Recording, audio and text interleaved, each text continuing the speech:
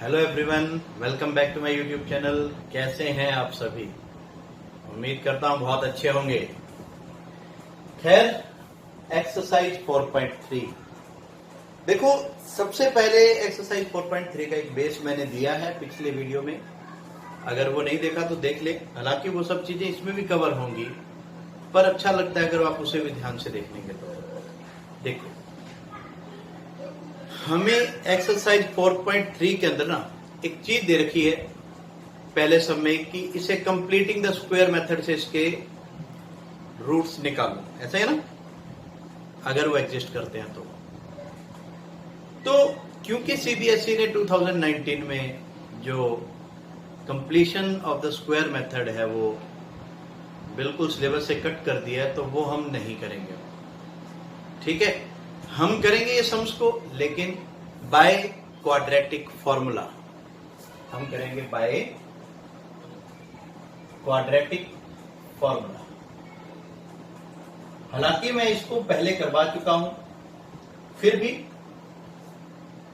नए सिरे से कुछ बच्चे देख रहे होते हैं, तो उनके लिए है कि a x square plus b x plus c जो होती है ना, वो जनरल इक्वेशन होती है हमारी क्वाड्रेटिक इक्वेशन।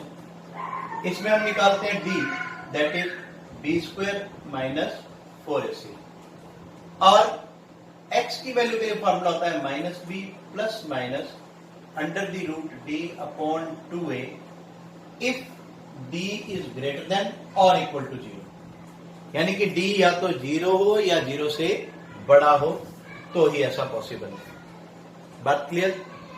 चलिए, मतलब कहने का है कि अगर d की वैल्यू 0 से कम आ जाए तो हमें यह सॉल्व नहीं करना।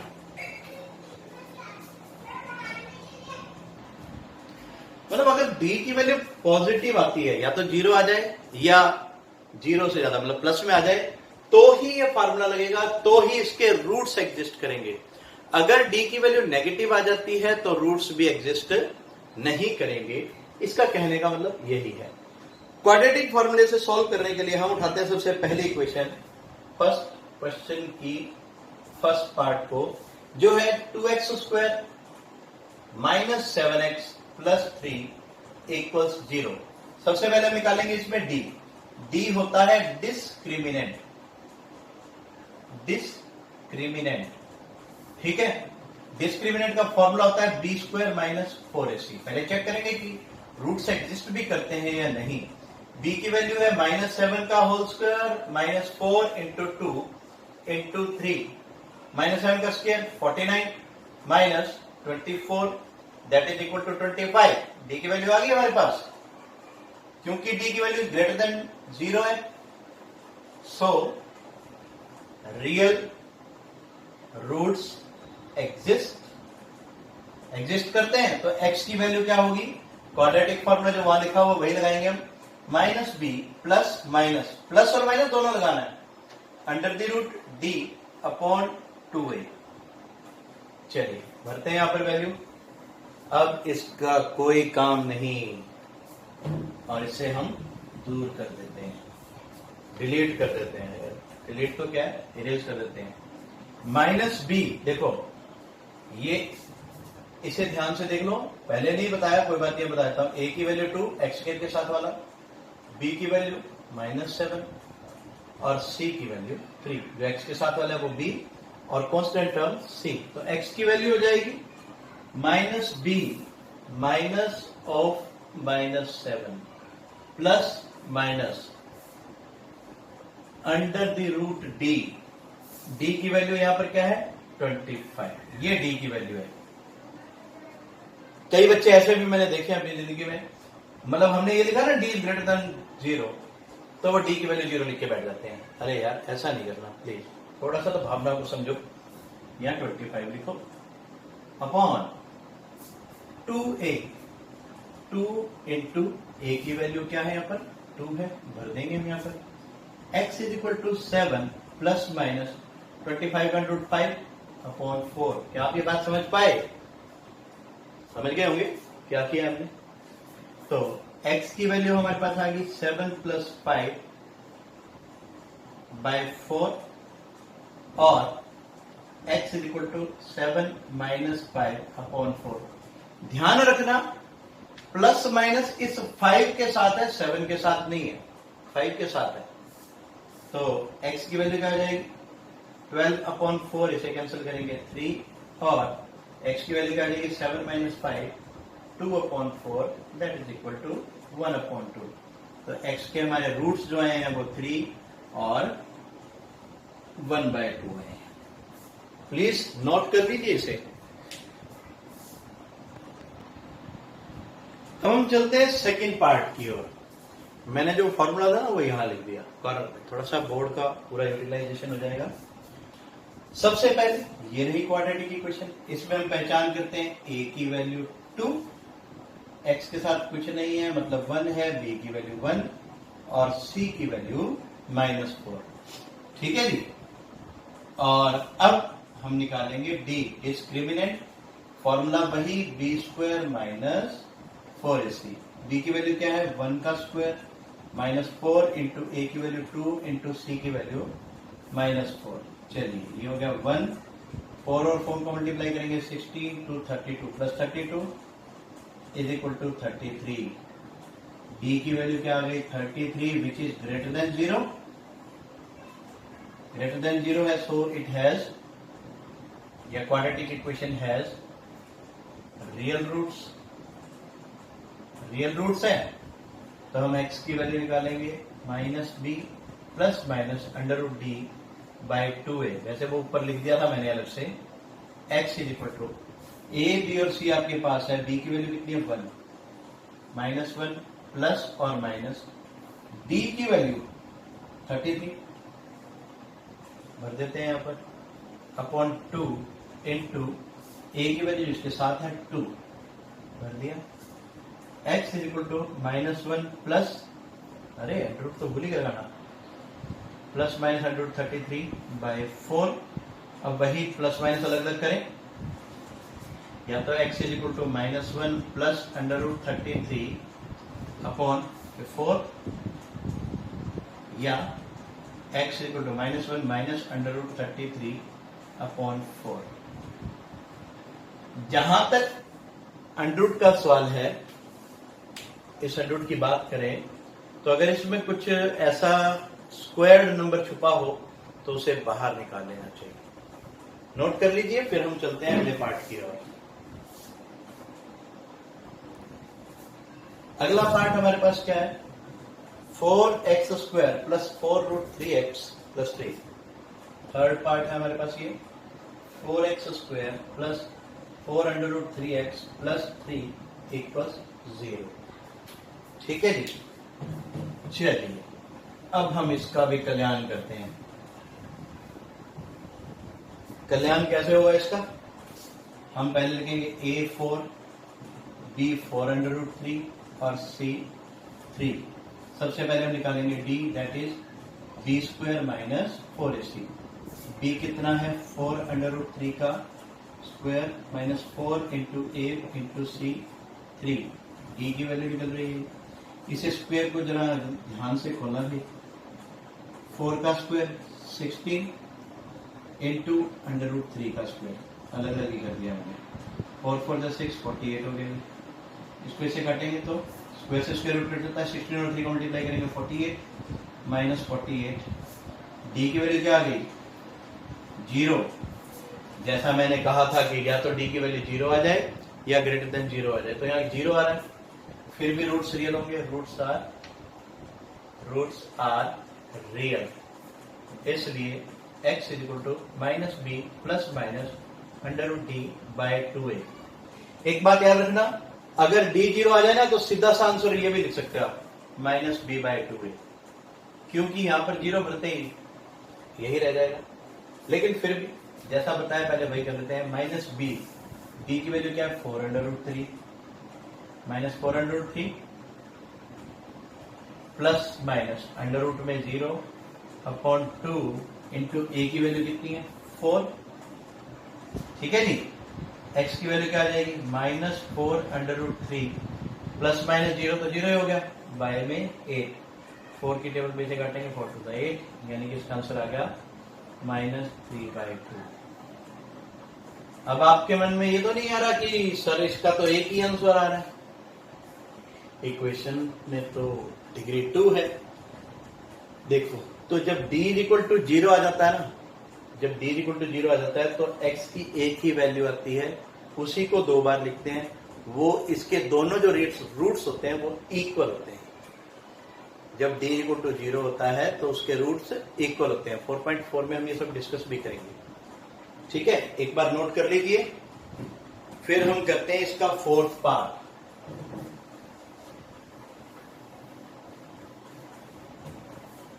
नोट करने के लिए टाइम नहीं मिला, वीडियो को पॉज कर लेना चाहिए, ठीक है।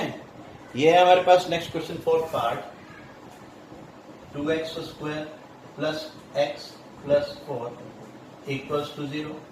फिर से हम लिखते हैं a equal to 2, b equal to 1, इसके साथ वाला a, इसके साथ वाला 1 जो है वो b होगा, और c इक्वल टू 4।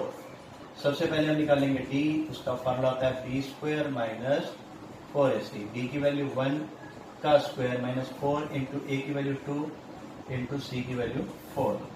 यह आ गया 1 माइनस 32। d की वैल्यू आ गई माइनस 31 जो कि लेस देन 0 है। So it has not real roots. और जब रूट्स रियल नहीं तो हम आगे क्या करेंगे? आगे क्या करेंगे? कुछ भी नहीं करेंगे, यही क्वेश्चन छोड़ देंगे, ठीक है। नोट कर लीजिए, फिर हम चलते हैं नेक्स्ट क्वेश्चन की ओर।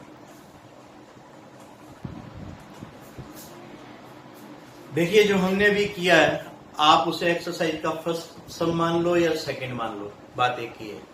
4.3 का चाहे उसे फर्स्ट सम मान लो चाहे सेकंड मान लो, क्योंकि जो सेकंड क्वेश्चन है वो यही कह रहा है कि फर्स्ट सम को क्वाड्रेटिक फॉर्मूले से करो, और फर्स्ट सम में कह रहा था कि कंप्लीटिंग द स्क्वायर से करो।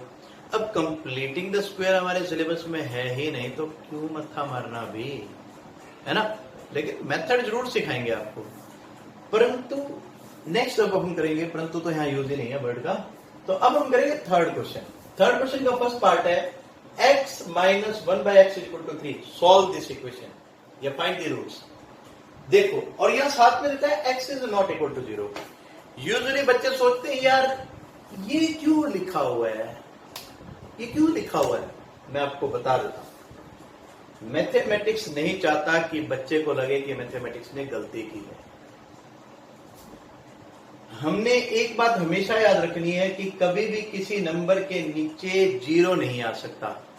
अगर नीचे 0 आता है दैट मीन्स वो एग्जिस्ट ही नहीं करता, अनडिफाइंड हो जाता है। मतलब अगर आपसे कोई पूछे कि 1/0 कितना होता है, तो ये है नॉट डिफाइंड। नॉट डिफाइंड मतलब तो समझ गए होगे ना, जिसे अभी तक डिफाइन नहीं किया जा सका। क्लियर? चलिए, यहां ये तब तक लिखना है जब तक, ये तब तक लिखना है। ये आप इस क्वेश्चन को सॉल्व करते टाइम तब तक लिखोगे जब तक नीचे x आ रहा है। एक अच्छे मैथमेटिक्स के स्टूडेंट की निशानी है ये। चलिए, x के नीचे कुछ नहीं है, 1 ले लेते हैं। 1 और x का एलसीएम होगा x। 1 को x से डिवाइड करेंगे x को x से मल्टीप्लाई करेंगे x का स्क्वायर। बात समझ आई?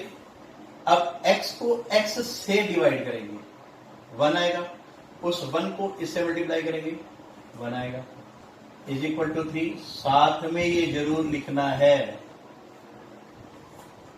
अगर आप इतना सा भी मैथमेटिक्स समझ रहे हो तो ये जरूर लिखना है। और क्रॉस मल्टीप्लाई कर देंगे, X square minus 1 is equal to 3x। अब लिखने की जरूरत नहीं है। क्लियर? अब आप इस 3x को सीधा इधर ले आओ, हमें मिल गई हमारी क्वाड्रेटिक इक्वेशन, जहां a मिला x स्क्वायर के साथ वाला 1, b मिला -3 और c मिला -1। सबसे पहला काम वही d निकालने वाला, b स्क्वायर माइनस 4ac। अब तो आदत होगी ना, याद हो गया होगा अच्छे से। b की value b square minus 4ac, b की वैल्यू है -3, इसका स्क्वायर -4 इंटू a की वैल्यू 1 और c की value -1। d equal to 9 plus 4, इसको मल्टीप्लाई करके 4 आएगा। d इक्वल टू आ गया हमारे पास 13। अब डी ग्रेटर देन 0 है, so it has real roots. जब रियल रूट्स है तो क्या करेंगे, एक्स का फॉर्मूला लगाएंगे। अब मैं डायरेक्ट फॉर्मूला लगा रहा हूं, ये वाला लिख नहीं रहा हूं।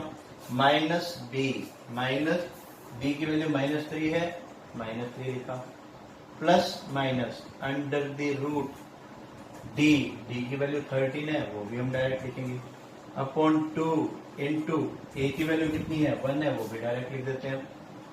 ठीक है जी। अब रूट्स लिखेंगे हम, x is equal to minus plus 3 हो गया, 3 plus minus under root 13 upon 2। x की वैल्यू या तो होगी 3 प्लस अंडर रूट 13 बाई 2, या प्लस ले लिया माइनस ले लेते हैं, x equal to 3 minus under root 13 by 2। This is the sum number 3 and part number is 1। Important thing, जब तक नीचे x रहेगा तब तक x नॉट इक्वल टू 0 रहेगा। Please note it down by pausing the video. Next sum जो third का second part है वो आपके सामने मैंने लिख दिया है पहले ही। देखो जरा इसे ध्यान से देखो, फिर से फ्रैक्शन में है 1 by X plus 4 plus 1 by X minus 7 is equal to 11 by 30। अच्छा, अब ये तो आपको पता लग ही होगा कि x is not equal to -4 और 7 क्यों। जैसे इसमें -4 लिखते हैं तो ये 0 हो जाता है, मतलब x की वैल्यू -4 नहीं आएगी, ना ही ले सकते, और ना ही x की वैल्यू 7 आएगी, क्योंकि 7 -7 0 होता है। तो अब हम करें क्या, भाई एलसीएम लेंगे, फ्रैक्शन है, फ्रैक्शंस का एलसीएम कैसे लेते हैं। पहले तो सिर्फ एक x था, आसानी से ले लिया था। अगर ये दोनों टर्म्स अलग अलग हैं तो इन्हें डायरेक्ट ऐसे एलसीएम में लिख दीजिए, कोई परेशानी लेने की जरूरत नहीं। -4 ये जरूर लिखना है, जैसा मैंने पहले भी कहा था, और इस बात को जब तक पढ़ोगे तब तक याद रखना है। अब देखो x प्लस 4 से x प्लस 4 कट गया, ऐसा ही तो करते हैं हम। इस जो डिनोमिनेटर आता है हमारा, एलसीएम आता है, उससे इस टर्म को डिवाइड करते हैं। रफ में डिवाइड करके दिखाऊं ऐसे, ये है x प्लस 4 और x माइनस 7, इसे हम करेंगे x प्लस 4 से डिवाइड, ये दोनों कटेंगे, एक का कटना लाजमी है, रह जाएगा x माइनस 7। इस x माइनस 7 को जो यहां नंबर होता है उससे मल्टीप्लाई करते हैं, 1 into x minus 7 plus x minus 7 से x प्लस माइनस 7 कट जाएगा, जैसे ये काटा है। अरे तुम लोग विश्वास नहीं करोगे यार, चलो मैं काट लू, बाय में x माइनस 7, ये लोग कट गए, रहेगा x प्लस 4, इसको 1 से मल्टीप्लाई करेंगे, यही लिख देते हैं। ठीक है जी। चलो अब हम क्या करेंगे, देखो x कुछ गड़बड़ लग रही है मुझे मेरी स्टेटमेंट में, हाँ है गड़बड़, यहां माइनस दिया हुआ, स्टेटमेंट गलत हो जाए ना तो सब फटा बैठ जाता है। अब ब्रैकेट खोल दीजिए, x माइनस 7, इसे खोलेंगे minus x minus 4 upon x plus 4 और x माइनस 7 तो ये हो गया। पहले इस x से इन दोनों को मल्टीप्लाई करेंगे, मैं लिख देता हूं ऐसे, प्लस इस 4 से इस ब्रैकेट को मल्टीप्लाई करोगे, x minus 7 is equal to 11 by 30। ठीक है, क्या अब जरूरत है, अभी भी जरूरत है इसे लिखने की। x is not equal to, जब तक ये इधर नहीं आ जाते ना, नीचे से हट नहीं जाते, तब तक लिखना है। x कैंसिल, -7 और -4 गधों में गधे जोड़ दीजिए, है यार, गधों में गधे जोड़ दीजिए, बताया था आपको, शायद याद होगा तो बहुत अच्छी बात है, नहीं होगा तो कभी ना कभी नजर पड़ जाएगी आपकी इस पर। -7x, 4 और इसको मल्टीप्लाई करेंगे 4x, और 4 और -7 को मल्टीप्लाई करेंगे -28 is equal to 11 upon 30 such that x not equal to -4 and 7। क्या समझे यहां तक? अभी मैंने इसको x को s से मल्टीप्लाई किया, x स्क्वायर आया, x को 7 से किया 7x आया, 4 को x से किया 4x आया, 4 को 7 से किया -28 आया। ठीक है जी, ऊपर भी 11 है, इधर भी 11 है, कैंसिल कर सकते हैं 1, या यूं समझ लो मैं इस 11 को उठा के इसके नीचे लाया 11 से 11 काट दिया, ठीक है। और कर देते हैं हम इसकी क्रॉस मल्टीप्लाई, ठीक है। पहले इसको करेंगे तो आएगा एक्स स्क्वायर माइनस 7x, चाहते तो हम इसे माइनस 3x लिख देते, फिर मैंने कहा कंफ्यूज नहीं हो गया आपको इससे, माइनस 30, इस सारे को इस 1 से, 1 को इससे, क्योंकि माइनस 1 है इसलिए। लो ये हो गया एक्स स्क्वायर माइनस का 7x प्लस का 4x, गधे ज्यादा, कितने ज्यादा, 3 ज्यादा, माइनस 28। अभी भी नहीं समझ आई घोड़े गधे की बात? अच्छा आ जाएगी, ठीक है।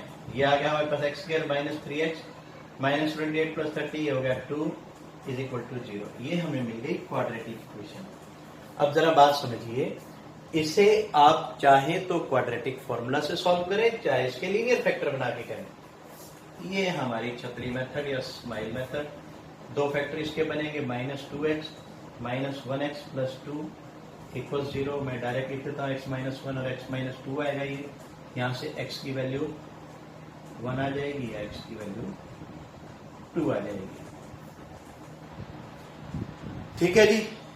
ये है हमारे कुछ सम्स इस क्वाड्रेटिक इक्वेशन से रिलेटेड, और मुझे उम्मीद है आपको ये अच्छे से समझ आ गए होंगे।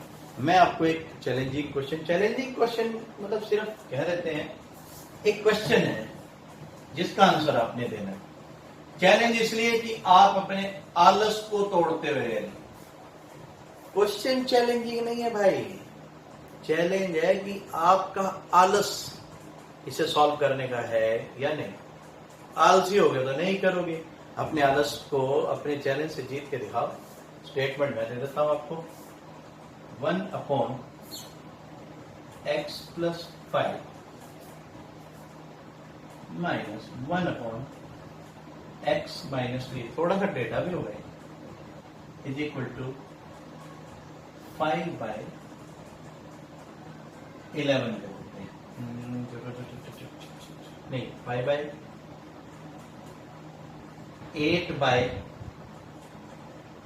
कर देते हैं। चलिए, ये आपकी समस्या है, आपने इसके रूट्स निकालने हैं। अब मुझे दीजिए इजाजत। थैंक यू फॉर वॉचिंग, और कीप वॉचिंग, कीप स्प्रेडिंग। हर किसी से शेयर करो जो 10th क्लास में है, और इस चैलेंज को पूरा करो। May God bless you.